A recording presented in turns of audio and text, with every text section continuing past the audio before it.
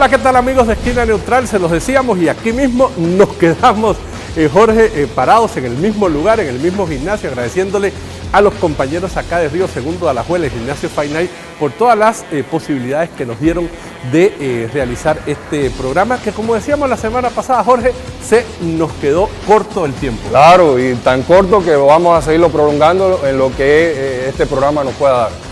Jorge, a mí me gusta hablar demasiado y creo que a los amigos del boxeo hoy lo que quieren es ver la acción que nos quedó pendiente de la semana pasada. Hay un presagio en el deporte que dice que el mejor criterio de la verdad es la práctica. Pues vamos a enfocarnos a las interioridades del gimnasio. Ahí nos vamos. Bien, nos vamos a encontrar ahora en un momento del entrenamiento muy importante, que es el trabajo de las mascotas o manoplas, como se le denomina en el argot boxístico. Este trabajo lo encierra todo, encierra la rapidez del trabajo con el atleta, encierra el dibujo estratégico que vamos a hacer con el boxeador y encierra también la parte táctica del trabajo con el boxeador. Ahora ustedes se dirán, bueno, ¿cuántas cosas con las mascotas? Cuando nosotros nos referimos en el trabajo de las mascotas con los elementos o el dibujo estratégico, es lo que el entrenador empieza, como ya dije, a dibujar para que él posteriormente lo pueda hacer arriba del ring en el momento de la competencia o en el momento también del sparring. Un ejemplo de cómo desarrollamos o cómo empezamos a perfilar, empezamos a dibujar en el lienzo, empleando el sentido figurado, este dibujo estratégico, vamos a empezar a representarlo con Arturo en su trabajo de gimnasio. Planteamos que íbamos a comenzar el trabajo de mascoteo con el atleta en la parte principal del entrenamiento, haciendo énfasis en el manejo del jab. Doble jab, doble jab, doble jab, abajo y arriba el jab, abajo y arriba el jab, observa la mascota, abajo y arriba el jab, a un solo golpe, a un solo golpe, a un solo golpe, manejo de esa mano adelantada, a un solo golpe, a un solo golpe. ¿Cuál es el objetivo de esa mano? Mantener siempre la distancia del contrincante.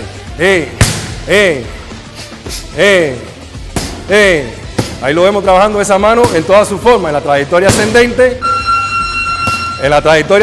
la mano adelantada, en la trayectoria curva con gancho abajo, ahí lo vemos en dos, en dos, en dos, en dos, en dos, y vuelve al jab a mantener la distancia del hombre, a dejar que el hombre no piense y stop.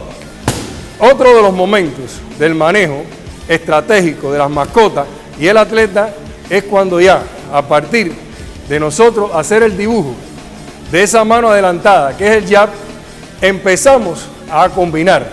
Hablábamos que otro de los objetivos del jab era precisamente abrir el camino del resto de las manos en diferentes trayectorias.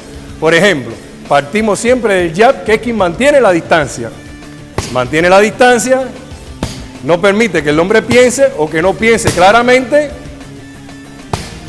Ya, cuando él se ve que tiene el camino labrado, que tiene el camino cosechado, empieza a combinar. Y vamos a combinar en tres.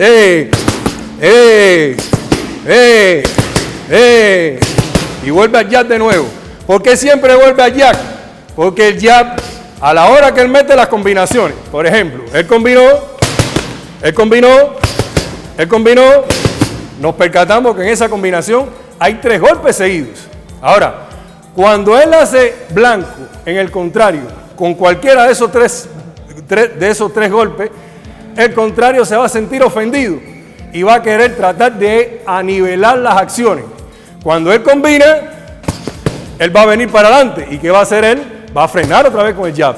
¿No ves? Combinó, golpeó, hizo el daño y vuelve al jab de nuevo.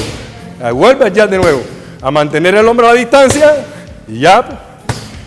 Mantiene el hombre a la distancia. No lo deja que desarrolle su pensamiento táctico. Y cuando lo ve defraudado, cuando él ve defraudado al contrincante, vuelve a combinar. En 3, en 4, en 4, en 4. Volvió a hacer el daño y se remonta al jab para seguir manteniendo la distancia, para no permitir que el hombre siga pensando con claridad y seguir haciendo su trabajo a medida que los rounds competitivos avanzan. Podemos también, a partir del trabajo con la mascota, ganar en rapidez, por ejemplo, y de seguido, ahí vemos cómo la salida de sus brazos son muy rápidas, porque como decíamos, el objetivo de este momento del mascoteo, a diferencia de mantener la distancia, de hacer las combinaciones, este trabajo específico tiene como objetivo desarrollar con rapidez la salida de sus manos. Podemos cambiar la trayectoria, ¿no es? Movimiento ascendente.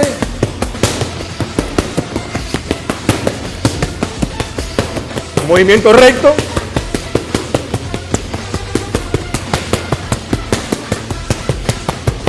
Vuelvo a cambiar. También desarrolla la concentración de la atención. ¿No ve cómo lo desarrolla? El entrenador apaga su voz y él tiene que percatarse por la señal de la mascota. Por ejemplo,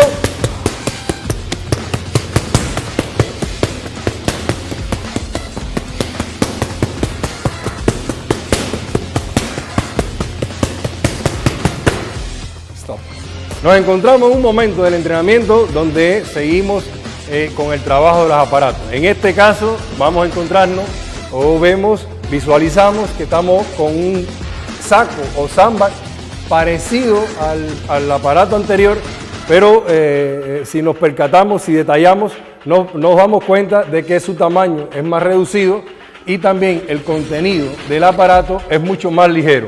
Cuando hablamos de mucho más ligero, favorece a la hora del golpeo del atleta y producir la inercia del aparato, el movimiento del mismo se hace más dinámico y exigente. ¿Qué hace el atleta? Ese mismo movimiento lo obliga a utilizar el tronco como un elemento defensivo fundamental en el boxeo. Quiero hacer una acotación cuando de waving se trata y plantearle a todos los televidentes que el waving es un movimiento defensivo de tronco que solo lo tiene el boxeo. Ninguna de las disciplinas de deportes de combate, llámese el karate, llámese el taekwondo, llámese el jiu-jitsu, llámese la lucha, el judo, utiliza el tronco con un movimiento defensivo tan acentuado como lo hace el boxeo. No sé, como hablábamos, a la hora de golpear el aparato, este produce un gran movimiento que obliga al atleta a utilizar su tronco de manera muy ágil para evadir el impacto con el mismo, o sea, con el saco, con el aparato.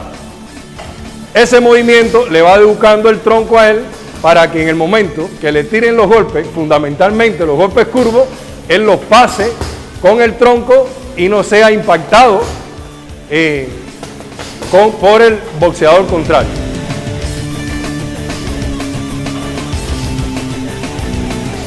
O sea que es un implemento donde él va a seguir utilizando el manejo de las diferentes técnicas del boxeo, pero a la vez le va a educar también un elemento defensivo fundamental que es el waving o movimiento de torso para evadir los golpes curvos.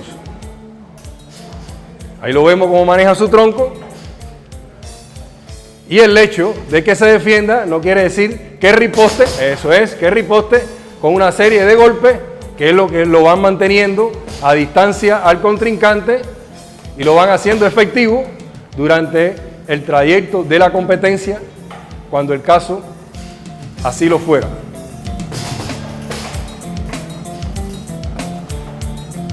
Ahí lo vemos cómo él hace pases constantes con el tronco para ir adquiriendo la habilidad defensiva en el elemento técnico defensivo waving. Él no solamente cuando utiliza el tronco está fijo con sus piernas, sino que paralelo al movimiento de tronco, él hace una gran habilidad de pierna que le hace ver más estético, más bonito el movimiento en su ejecución. Bien, cumplido el objetivo del trabajo del tronco como elemento defensivo en este aparato específico, vamos a pasar a otro aparato para seguir obteniendo, para seguir desarrollando otras cualidades que el boxeo como disciplina nos aporta.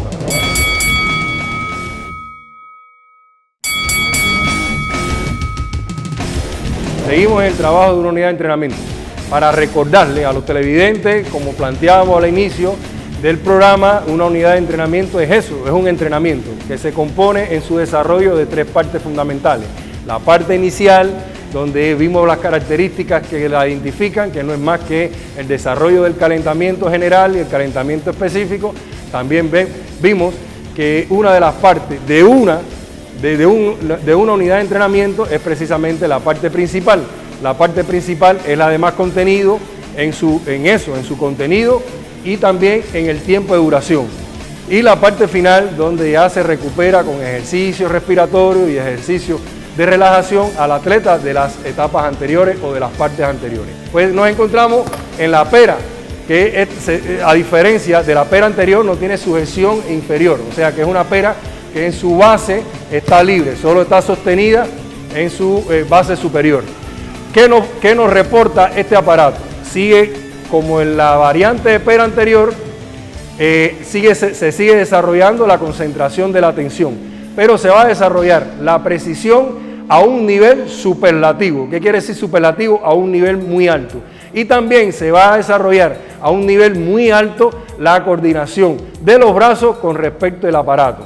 También se van a dar cuenta que paralelo al golpeo que realiza Arturo a la pera, va a haber una gran movilidad de sus piernas. Para muestra de ello, vamos a dejarlo a él, que es el que nos puede demostrar correctamente el funcionamiento del atleta cuando de la pera se trata. Box.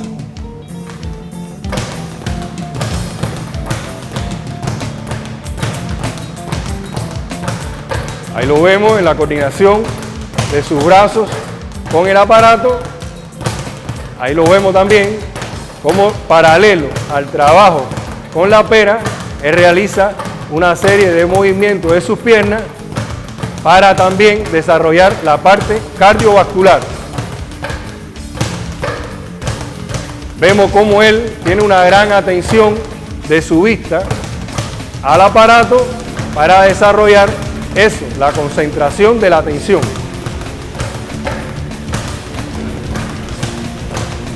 Es un movimiento continuo, sin pausa.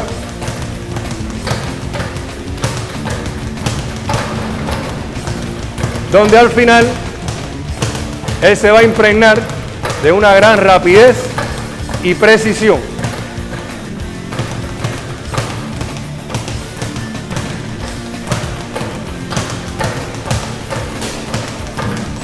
Ahí lo vemos, cómo sigue haciendo su trabajo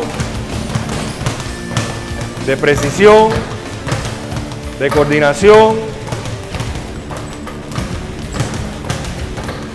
de desplazamiento de sus piernas alrededor del aparato. Stop. Bien, como final de toda una historia, el entrenamiento no escapa de ella, no escapa de esta historia. Un entrenamiento tiene un inicio, un entrenamiento tiene un desarrollo y un entrenamiento tiene un final. Nos encontramos precisamente en la parte final de esta historia, que es de esta historia como metáfora, pero como realidad en la parte final del entrenamiento. Decíamos que esta parte final también tiene características como tenían las etapas anteriores o partes anteriores de una unidad de entrenamiento. La característica de la parte final es recuperar al atleta de la parte principal y de la parte inicial. ¿Recuperarlo de qué manera? Bueno, a través de una serie de ejercicios de estiramiento, de una serie de ejercicios de relajación acompañada con una respiración acompasada y lenta para que las pulsaciones del atleta más o menos se vayan aproximando a con las que empezó el entrenamiento o unidad de entrenamiento del día de hoy. Para eso seguimos apoyándonos en el boxeador Arturo Izquierdo, que nos va a mostrar una serie de ejercicios de estiramiento para restablecer al organismo de todo y a los músculos de todos los elementos técnico-tácticos que él llevó a cabo durante la sesión de entrenamiento. Él se encuentra en una posición con las piernas flexionadas, la pierna izquierda flexionada hacia adentro, la derecha flexionada hacia atrás. Va a hacer una proyección del tronco al frente y se va a sentir estirado desde la primera falange de los dedos de las manos, ese estiramiento se va a irradiar a todo lo largo del brazo, va a proseguir a todo lo largo de la columna hasta la coxis, provocando un nivel de estiramiento en todos esos músculos que son muy importantes y que él puso y activó a la hora del trabajo en la sección de entrenamiento. Ahora va a hacer ese mismo estiramiento, pero de los músculos de la espalda, haciendo una flexión dorsal, o sea, hacia atrás, donde él va a inclinarse, apoyándose con los antebrazos, va a inclinar todo el tronco para estirar la musculatura dorsal, incluyendo también el cuello y la cabeza. El cuello, fundamentalmente con los músculos del cuello, el esternocleidomastoideo, tanto por un lateral como por el otro, que exigen mucha tensión a la hora de que él realiza el entrenamiento. Se va a recuperar, va a extender una pierna, va a flexionar la otra y va a hacer una torsión del tronco para seguir estirando los hombros y toda la musculatura dorsal. Va a seguir dando un viaje anatómico por todo su cuerpo y ahora va a distender todos los ligamentos y toda la musculación del tren inferior, en este caso una de sus piernas, específicamente la pierna derecha. Una vez tirada la pierna va a hacer lo mismo, pero por el lateral contrario. Va a flexionar la pierna, hacia adelante una, hacia atrás la otra, va a proyectar el tronco, los brazos, el cuello y la cabeza al frente, para ahora estirar toda la musculatura lateral de la espalda, deltoide posterior, los brazos. Va a hacer la flexión atrás o flexión dorsal. Todo esto él tratando de apaciguar, de tranquilizar la respiración para que con esta también el pulso cardíaco se vaya bajando poco a poco. Va a extender la pierna, va a flexionar la otra, va a hacer una torsión del tronco y sigue cumpliendo con el objetivo de la parte final, que es descontracturar, relajar todos los músculos que acaban de trabajar. Va a hacer una hiperextensión de la pierna arriba para estirar ligamentos y tendones. Ahora va a hacer un puente donde este movimiento ya va a estirar músculo por músculo que tiene la anatomía humana en toda la parte dorsal del cuerpo. Se va a parar donde tiene como objetivo estirar toda la musculación de la cara interna de los músculos de las piernas.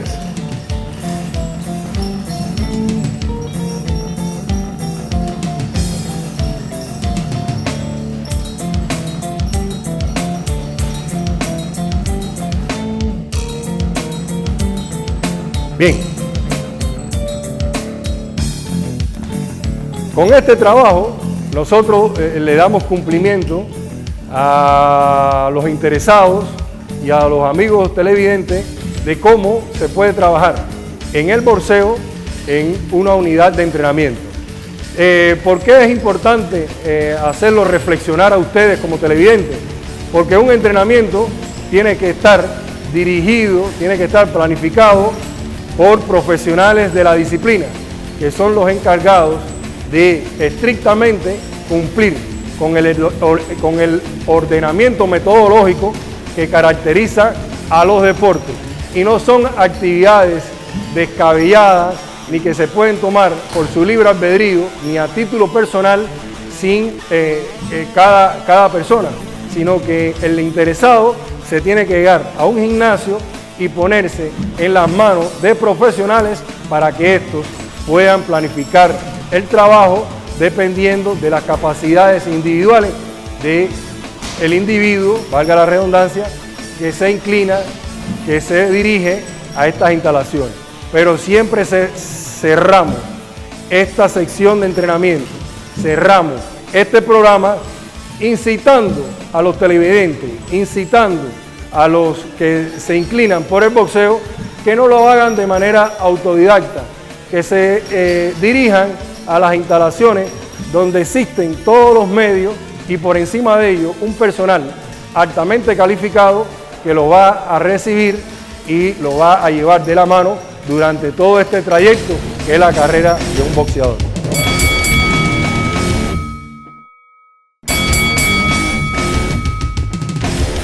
Jorge, muy interesante, y hasta terminamos en el momento en el que el boxeador sube al ring, en el momento ya de la competencia, que tal vez pocos saben que para llegar a ese momento cimero de la competencia hay que pasar por esta parte de entrenamiento, que como usted bien ha señalado en otras oportunidades, el entrenamiento es la base de lo que vemos en el combate. Es correcto, es correcto.